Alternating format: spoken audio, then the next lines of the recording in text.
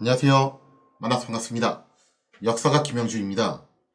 선조실록 제20부 역관 출신 홍순원 공신이 되다 라는 주제를 가지고 오늘 함께 할까 합니다.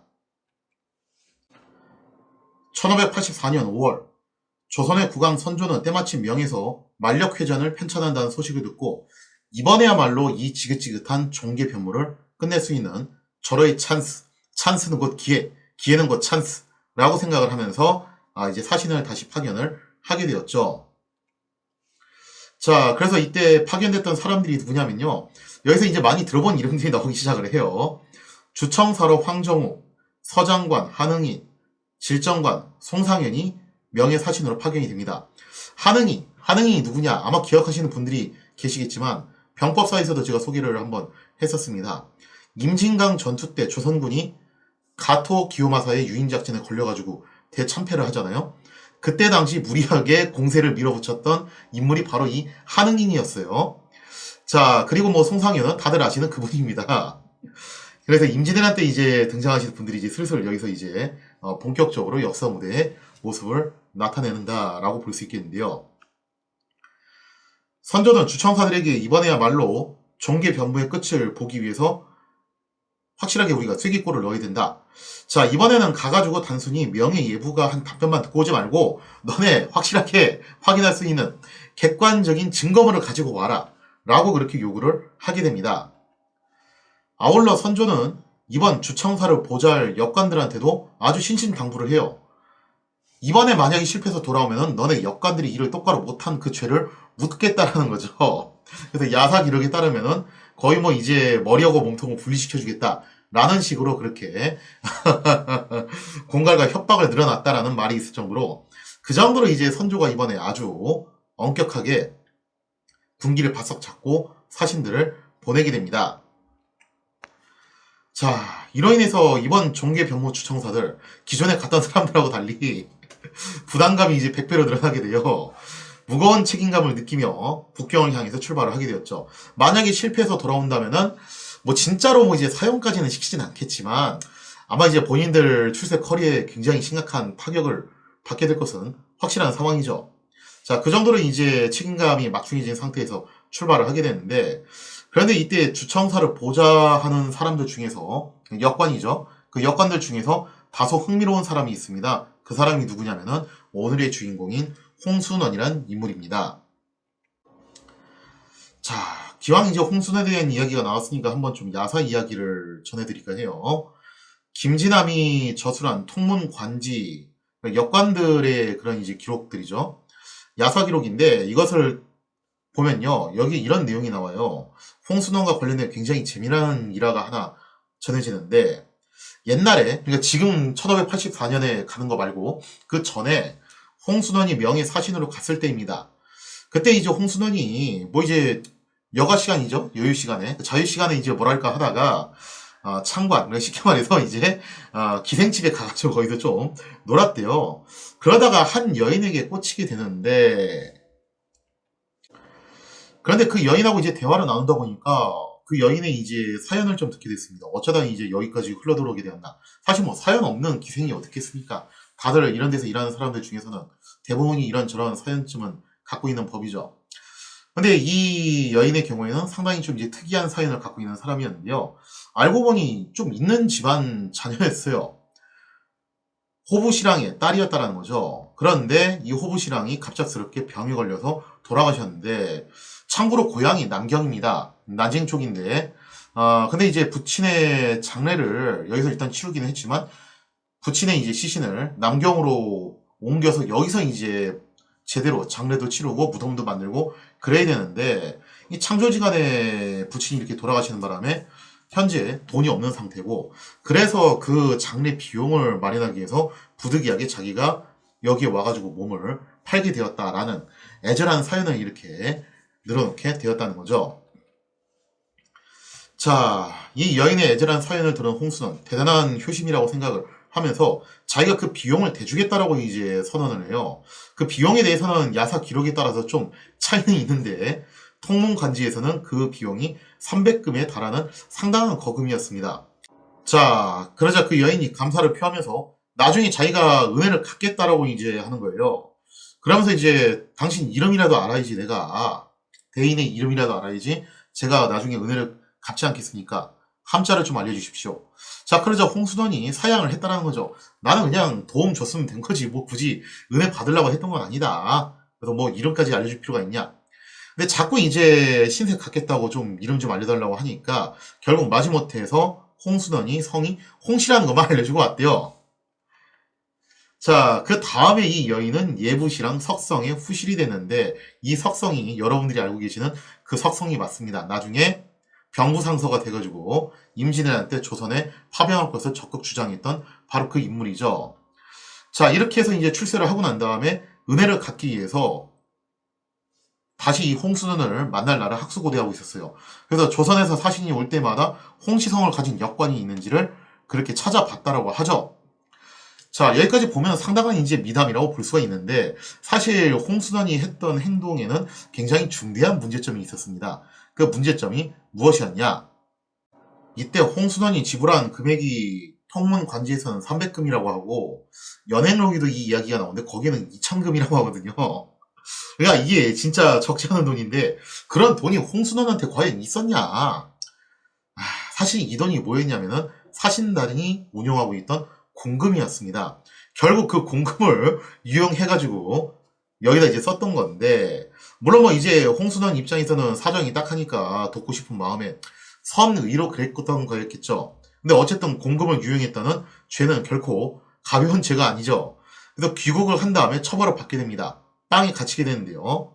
자, 그래서 이제 뭐 본인이 이거를 갖다 갚을 방법도 없고 결국 빵에서 이제 썩히다가 이러다가 뭐 죽을 판국이었는데 그러던 중에 1584년 주청사가 파견되자 역관들은 걱정을 하기 시작합니다. 왜냐면 선조가 여기서 엄포를 놓은 거예요. 지금 만약에 이번에도 종교 병무를 실패해서 온다면은 그건 너네 역관들이 태업을 했다는 증거니까 너네 중에서도 대표격이 되는 수석 역관의 머리와 몸통을 분리시켜주겠다. 이렇게 엄포를 놨다는 거죠. 자, 그러자 이제 역관들이 다들 수석 역관을 맡지 않으려고 서로 기피를 하고 있었는데 책임지기 싫다 이거죠.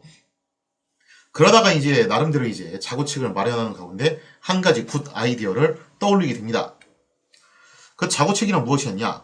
가만히 생각해보니까 지금 현재 빵에 갇힌 홍순원이 사실상 그 비용을 갖고서 다시 나올 확률이 별로 없어 보이잖아요? 그럼 이러다가 뭐 빵에서 거의 죽을 확률이 높은데 그럴 바에는 차라리 우리가 십시일반으로 돈을 모아서 그 유용한 공금을 갚아주고 홍순원을 꺼낸 다음에 홍순원을 수성역관으로 삼자라는 거예요. 자, 그러자 홍순원 달리 방법이 없으니까 결국 이 제안을 받아들여서 이렇게 해서 가까스로 빵에서 나와가지고 수석역관이 되어서 모든 책임을 지게 되었습니다. 자, 그렇게 해서 1584년 주청사에 포함이 돼서 또다시 북경에 당도하게 되었다는 거죠. 자, 그런데 홍순원이 사신으로 온다는 소식을 듣자 예부시랑이었던 석성이 마중을 나와서 직접 홍순원을 환대하면서 자신의 집으로 초대를 했다라는 거예요. 그러니까 홍순원 입장에서는 일개 역관에 불과한 자기한테 이런 환대가 이뤄지니까 좀 놀랐겠죠. 명예 고위 관료였던 예부시랑 석성이 일개 역관에 불과한 홍순원을 자기 집으로 초대해서 안방까지 또 들여보내줘요. 중국인들은 참고로 이 안방에 타인을 데리고 오는 것을 굉장히 금기시하는데 이거 애지간한 사이가 아니면 이거 안 하거든요. 자, 그런데 이때 홍순원이 석성의 집에 당도해서 석성의 후실을 만난 다음에야 비로소 어떻게 돌아가는 상황인지를 갖다가 알게 됩니다. 굉장히 크게 놀라게 될 수밖에 없었죠.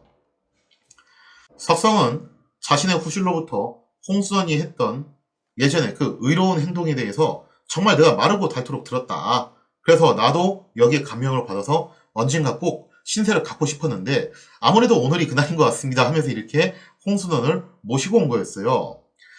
자, 그리고 이제 석성은 이제 이런 얘기를 하죠. 지금 당신의 조선 사신이 왜 한지 나도 잘 알고 있다. 종교 변모 때문에 온 거 아니냐? 내가 책임지고 이 문제를 갖다가 해결할 수 있도록 도와주겠다라는 거예요. 야, 진짜 홍순원 입장에서는 일이 정말로 기가 막히게 풀렸다라고 볼 수 있는 그런 대목이죠. 실제로 이번 주청사는 꿈에도 그리던 종교 변모를 달성하는데 성공을 하게 됩니다. 그래서 이때 당시 주청사로 갔던 사람들이 굉장히 큰 상을 받게 되었고 홍순원도 무려 공신의 반열에 올라갔다는 거예요. 당연하게도 주청사가 종교 변모를 성공시킨 그 이면에는 석성에 굉장히 큰 도움이 있었고 또 이것은 모두 과거에 홍순원이 베풀었던 그 은혜 덕분이라고 볼 수가 있겠습니다. 자, 그렇게 해서 결국 인과응보에 따라서 모든 일이 사필 규정대로 순탄하게 풀려가지고 홍순원이 과거에 자신이 베풀었던 선행의 그 덕을 아주 톡톡히 본 어떻게 보면 상당히 극적이면서도 드라마틱한 일화라고 볼 수가 있겠죠. 이상의 이야기는 통문관지에 기록되어 있을 뿐만 아니라 선조 때 권엽이 편찬한 연행록에도 이야기가 있어요. 약간 좀 내용이 살짝 다르긴 한데 전반적으로 보면 비슷한 이야기죠. 그리고 성호 이익이 저술한 성호사설에도 이 이야기가 전해집니다. 그러니까 한 군데가 아니라 여러 군데 이런 이야기가 있었던 걸로 봐서는 어느 정도 사실인 것 같기는 한데 그렇다면 이 이야기대로라면요. 종교 변모가 달성되는 과정에서 홍순원의 활약 못지않게 석성의 도움도 굉장히 중요했다는 것이 바로 포인트라고 볼 수 있겠습니다. 그리고 이것은 훗날 임진왜란 때 석성이 왜 그토록 조선에 파병을 하고자 했는가 나름 거기에 대한 배경 설명도 된다라고 볼 수가 있어요. 자, 이렇게 되면 이야기가 정말 아기가 잘 맞아떨어져가지고 쫙쫙 풀린다라고 볼 수가 있는데 하지만 석성이 종교 변모에 큰 도움을 주었다는 이 통문관지의 일화는요 다소 좀 미심쩍은 부분이 있습니다. 성호 이익도 사실은 이 부분은 좀 지적을 하게 되거든요. 이 일화를 소개하면서 좀 요거는 이상한 것 같다. 뭐냐면은 그때 당시 명은요 그 유명한 장거정이 전국을 주도하고 있었습니다. 장거정의 개혁이 한참 이뤄지고 있는 상황이었죠. 만력지가 친정을 하고 있는 게 아니라 장거정이 현재 이제 시세였던 시절이었는데 근데 이때도 이제 정치의 싸움, 정치 투쟁은 정말 치열하게 전개되고 있었고 석성은 이 무렵에 정쟁에서 밀려나가지고 잠시 관직에서 물러난 상태였어요. 그래서 석성이 다시 중앙정계에 등장하는 것은 이것보다 3년 후인 1587년으로 이미 대명회전이 완성된 다음입니다. 그리고 우리가 알고 있는 병부상서에 임명된 것은 1591년 무렵이죠. 게다가 석성은 애초에 예부실황을 역임한 적이 없기 때문에 성호 이익이 이걸 지적하거든요. 이거는 좀 잘못된 얘기 같다. 따라서 1584년 종교 변모 때 애초에 석성이 예부에 있었던 것도 아니고 또 이때는 정계에서 잠깐 물러난 상태였기 때문에 과연 얼마나 실질적인 도움을 주었겠냐 이 부분은 다소 좀 이제 미심쩍은 부분이라고 볼 수가 있겠죠. 자, 그렇다면은 당시 종교 변모에서 홍순원이 한 게 없었냐 하면은 꼭 그런 건 아닌 것 같아요. 왜냐면은 이때 당시 홍순원의 활약에 대해서는 앞서 설명드린 야사들 뿐만 아니라 국가 공식 기록인 승정원 일기에도 분명히 홍순원의 공이 있다라고 인정을 하고 있습니다. 이런 점을 놓고 봤을 때 이 종교 변모 때 홍순원이 나름 큰 활약을 했다는 것은 어느 정도 확실한 부분인 것 같아요. 다만 이제 승정원 일기에서는 홍순원의 그 드라마틱하고 극적인 스토리를 소개하기보다는 어떤 얘기를 하고 있냐면은 홍순원이 정석대로 그야말로 FM 정석대로 이치를 따져가면서 업무를 진행을 했기 때문에 종교 변모가 성공적으로 마무리되었다라고 설명하는 것이 그 차이점이라고 볼 수가 있겠죠. 그러니까 아마 실제로는 이거 하면서 나름 로비도 진행을 했을 것이고 뭐 이제 석성이 직접적으로 움직인 건 아니었겠지만 석성을 통해서 뭔가 좀 소개는 받았을 수 있겠죠. 그게 아니면 석성이 간접적으로라도 영향을 줬을 수는 있어요. 어쨌든 이제 그런 나름의 이제 로비 스토리가 있긴 있을 텐데 승정원 얘기에서 이제 그 부분은 제하고서 그냥 홍순원이 정석대로 FM식으로 이치에 맞게 논리적으로 풀어나갔기 때문에 이것이 달성될 수 있었다라고 그렇게 설명을 하는 것이 뭐 이제 정사 기록의 가장 큰 이제 핵심적인 내용이라고 볼 수가 있겠습니다. 아마 이제 정사 기록에서는 그런 이야기를 좀 쓰기가 좀 거시기 했다라고 생각할 수 있어요. 따라서 상황을 종합해보면은 홍순원이 도와준 기녀가 훗날 석성과 관계를 갖게 됐고 이것이 인연이 돼서 석성이 조선에 대해서 우호적인 감정을 갖게 되었다. 요거는 어느 정도 사실인 것 같습니다. 이 부분에 대해서는 뭐 이제 여러 야사에서 동일하게 이야기하는 걸 봐서 아마 없던 이야기를 지어낸 것 같지는 않고요. 하지만 이로 인해서 석성이 종교 변모에 결정적인 역할을 한 것이었냐까지는 좀 이제 미지수죠. 다만 이를 매개로 석성이 간접적으로 영향을 미쳤을 수 있다. 뭐 그 정도 우리가 좀 생각을 해볼 수 있지 않을까. 자, 이렇게 해서 1584년 11월에 마침내 주청사가 기원을 하게 됩니다. 200년 가까운 세월에 걸친 종교 변모가 마무리가 되는 순간이죠. 명예 만력제는 개정된 종교 변모의 내용을 만력해제는 기록으로 남기게 됩니다.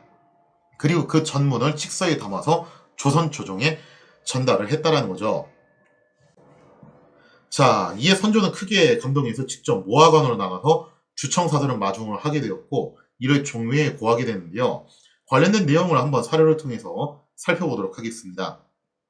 종계 및 악명, 변무, 주청사, 황정욱과 서장관, 한응인 등이 칙서를 받아가지고 돌아왔는데 황제가 회전 가운데 개정한 전문을 기록하여 보여주었다. 상이 모화관에 나가 마중하고 종묘에 고한 뒤 할애를 받았다. 백관의 풍계를 올려주고 특수한 사죄 이하의 죄인을 사면하였다. 정욱과 응인 및 상통사, 홍순원 등에게는 가자하고 노비, 전택, 잔물 등을 차등 있게 내렸다. 자, 이렇게 해서 홍순원은 가자를 받고 그야말로 역관계의 레전드로 남게 되는데요. 아마 이제 홍순원이 이때 가자를 받았다는 것은 나름대로 그에 준하는 공이 있다라고 생각을 했기 때문이다 라고 볼 수가 있겠죠. 물론 나중에 임진왜란 때 가서 보면은 별의별 사람들이 이런 가자를 받게 되긴 하거든요. 근데 그렇다 하더라도 수많은 역관 중에서 홍순원이 유달리 이제 콕 집혔다는 것은 홍순원의 공이 또 있다는 것을 어느 정도 인정을 하는 그런 부분이라고 볼 수 있겠습니다. 그리고 이 이후에 임진왜란 때 명군이 조선에 파병된 일이 있어서도 나름대로 홍순원이 또다시 크게 기여를 하고 활약을 하게 되었죠. 그래서 이제 홍순원은 이런 점에서 놓고 봤을 때 역관계 전설이라고 불러도 손색이 없는 그런 인물이다라고 볼 수가 있겠습니다. 자, 이렇게 해서 오늘은 200년 동안 조선을 골치 아프게 만들었던 종계 변모에 대한 이야기를 다뤄봤다면요. 다음 시간에는 선조 하면은 이 얘기가 항상 꼭 나오거든요. 선조의 반개 콤플렉스, 이걸 꼭 한번 짚고 넘어가게 되는데 과연 이 반개 콤플렉스라는 것은 진짜냐, 진짜로 있었던 것이냐, 선조가 정말로 그렇게 느꼈던 것이냐, 거기에 대한 이야기를 한번 다음 시간에 다뤄보도록 하겠습니다.